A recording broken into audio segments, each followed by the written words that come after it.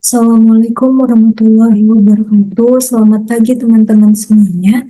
Terima kasih atas kesempatan yang telah diberikan kepada saya. Di kesempatan kali ini saya akan membahas materi tentang anatomi ginjal dan sistem urinaria atau ureopratik.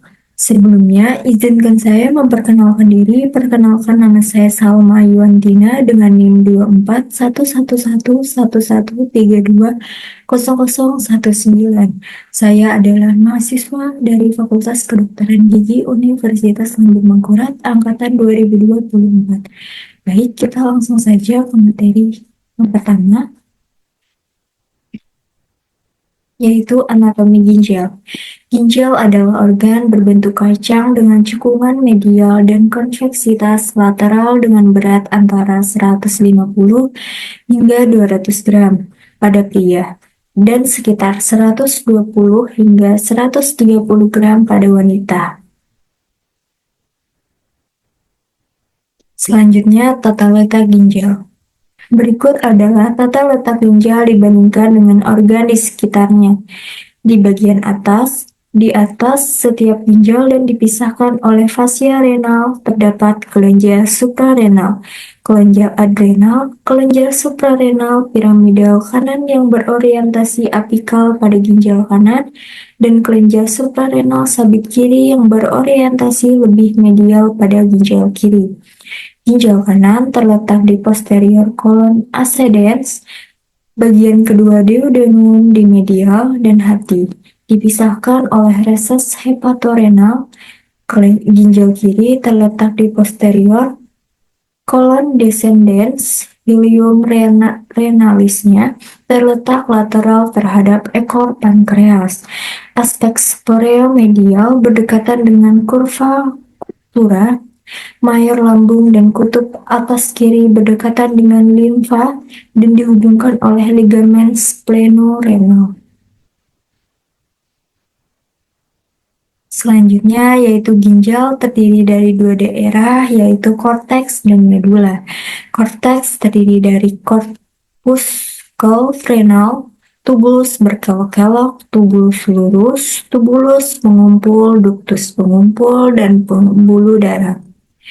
Sinar medula yang terdiri dari tubulus lurus dan ductus pengumpul memanjang ke korteks dari medula.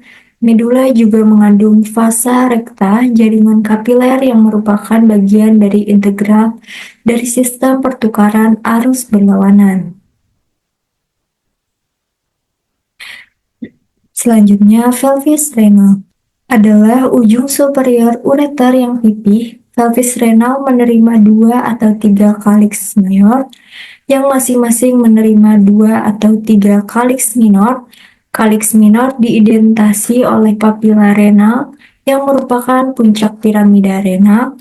Piramida dan jaringan kortikalnya terdiri dari lobus. Setiap ginjal ditutupi oleh kapsul 2 lapis dan dikelilingi oleh lemak verinifik, fascia gerota, fascia jangga, dan lemak paranefrik. Seluruh area yang langsung melibatkan ginjal dianggap sebagai retroperitoneum. Selanjutnya, fungsi ginjal. Yang pertama, membuang bahan sisa terutama senyawa nitrogen seperti urea dan kreatinin yang dihasilkan dari metabolisme makanan oleh tubuh, bahan asing dan produk sisa, mengatur keseimbangan air dan elektrolit. Yang ketiga, mengatur keseimbangan asam dan basa. Yang keempat, menghasilkan renin yang berperan dalam pengaturan tekanan darah. Yang kelima, menghasilkan eritropoietin yang mempunyai peran dalam proses pembentukan eritrolisit di sumsum tulang. Dan yang terakhir, produksi dan sekresi urin. Materi selanjutnya yaitu sistem urinaria atau ureopoietik. Organ urinaria terbagi menjadi 4, yaitu ginjal, ureter, kantung kemih, dan uretra. Yang pertama ginjal. Ginjal sudah kita jelaskan di bagian pertama tadi. Jadi saya lanjut menjelaskan bagian ureter. Ureter secara histologis, ureter terdiri dari 3 lapisan utama, yaitu mukosa, Mucolaris dan adventitia. Lapisan mukosa dibentuk oleh epitel transisional yang didukung oleh lamina propria. Epitel ini terdiri dari 4 sampai 5 lapis sel dengan bentuk sel permukaan yang bervariasi dari kuboid dan kandung kemih kosong atau tidak teregang hingga gepeng. Ketika kandung kemih penuh dan teregang, sel-sel permukaan ini dikenal sebagai sel payung, memiliki batas konveks di lumen dan memiliki dua inti. Lamina propria terdiri dari jaringan fibrosa yang padat dengan banyak serat elastin dalam potongan melintang. Lumen terlibat berbentuk bintang akibat lipatan mukosa yang terbentuk karena lamina propria yang relatif longgar. Keberadaan serat elastin dan lapisan muskularis lipatan ini akan hilang ketika ureter teregang. Lapisan muscularis terdiri dari serat otot, polos longitudinal di bagian dalam, serat sirkular di bagian luar, berbeda dengan susunan otot polos di saluran pencernaan. Lapisan adventisia atau serosa terdiri dari jaringan ikat fibroelastin. Ureter berfungsi mengalirkan urin dari ginjal ke kandung kemih.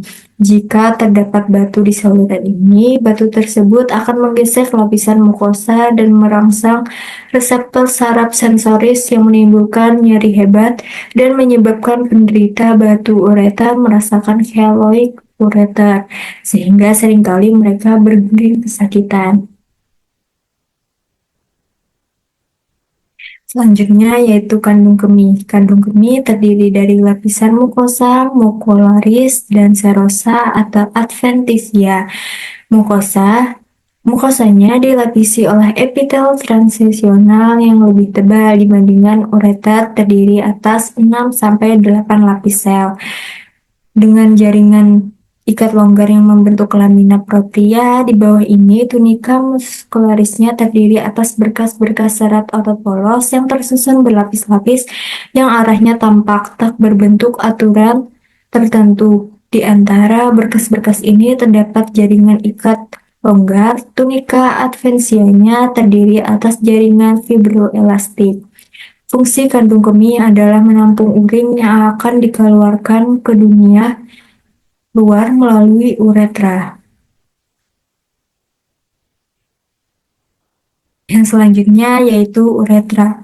Panjang uretra pria antara lain 15-20 cm dan keperluan deskripsinya terbagi atas 3 bagian, yaitu pars prostatica, yaitu bagian uretra mempunyai dari muara uretra pada kandung kemih hingga bagian yang menembus kelenjar prostat. Pada bagian ini bermuara dua saluran, yaitu ductus ejaculatorius dan saluran keluar kelenjar prostat. Pros membranacea, yaitu bagian yang berjalan dari puncak prostat di antara otot rangka pelvis menembus membran perineal dan berakhir pada bulbus corpus cavernosus uretra. Pars cavernosa atau spongiosa, yaitu bagian uretra yang menembus corpus cavernosum yang bermuara pada glans penis. Epitel utrea bervariasi dari tradisional di uretra prostatica, lalu pada bagian lain berubah menjadi epitel berlapis dan bertingkat silinder, dan akhirnya epitel gepeng berlapis pada ujung uretra. Pars cavernosa yang melebar, yaitu di volta nevius. Terdapat sedikit sel goblet penghasil mukus. Di bawah epitel terdapat lamina propria terdiri atas jaringan ikat fibroelastis longgar. Pada wanita uretra jauh lebih pendek karena hanya 4 cm panjang.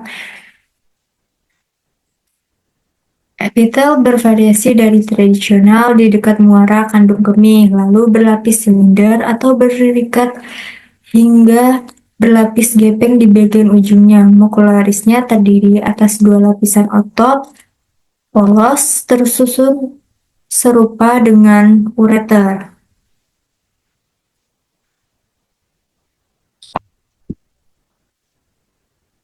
Baik, itu tadi materi yang Telah saya sampaikan mengenai anatomi ginjal dan sistem urinaria atau aeroparetik.